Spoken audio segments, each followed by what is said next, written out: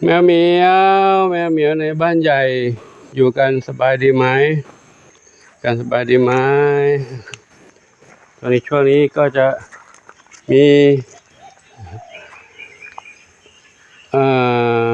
สมาชิกเข้ามาหลากหลายก็เลยต้องใช้เวลาในการดูแลน้องเหมียวเพิ่มขึ้นการทำคลิปก็อาจจะล่าช้าลงไปนะ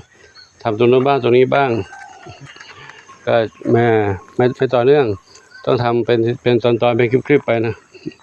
ส่วนน้องเหมียวในบ้านนี้ในบ้านใหญ่นี้อยู่ในนี้หลากหลายบางเหมียวก็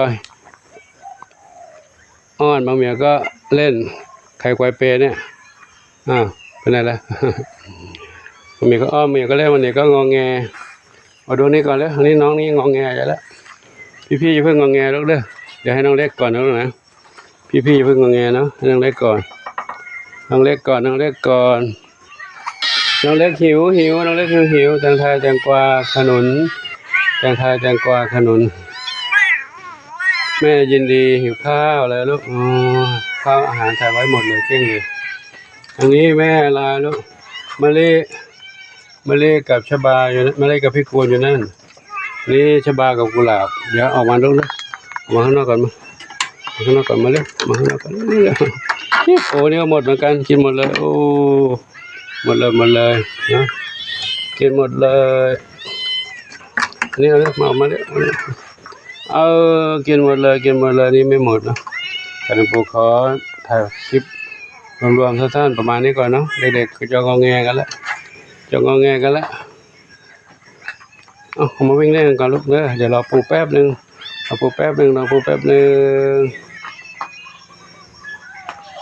บ้านนี้ก่อนนะเพราะนี่อยู่ในกรงออกไม่ได้นะกินอาหารนี่ก่อนเด้อน้องเล็ก ไปแย่งขึ้นไปบนบ้านพี่เขาเหรอไม่บนบ้านพี่เขาเหรอถ้าเขาอยู่ด้วยกันได้ก็จะปล่อยไปอยู่ด้วยกันแล้วเนาะไม่ต้องขังแล้วเนาะ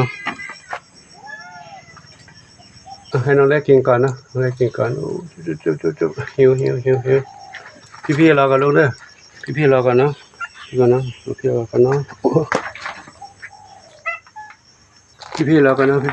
าะปุ๋ยฝ้ายน้ำเพชรอยู่นี่เดี๋ยวเราอดทนรอแป๊บนึงนะลูกเด้อทองเล็กอยู่นี่ทองเล็กลูกน้อยเด็กน้อยเด็กใหม่สมาชิกใหม่2เหมียวตัวเหมียวได้นอนในกล่องแล้วแม่หาที่นอนให้แล้วเนาะโอ้ดีจังเลยโอ้ทำไมลูกข้าวหลามข้าวเม่าส้มทองเข้มมะไฟมะกรูดอ้อนอะไรกันลูกโอ้หิวเนาะปูไม่ทันแล้วเรื่องปูเตรียมไม่ทันอะไรไม่รู้เยอะลูกเล็กเยอะทางนี้ทางไหนนะไม่ทันแล้ว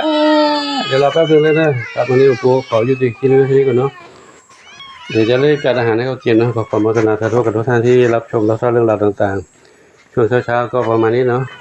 เดี๋ยวการให้อาหารก็จะไม่ทานแล้วเพราะมันไม่ทันเวลาเด็กเขาหิวกันขออนุโมทนาสาธุขออำนวยพรทุกคนทุกท่านโชคดีมีความสุขสมปรารถนาทั่วกันทุกคนทุกท่านสาธุอายุวันโนสุขังพลัง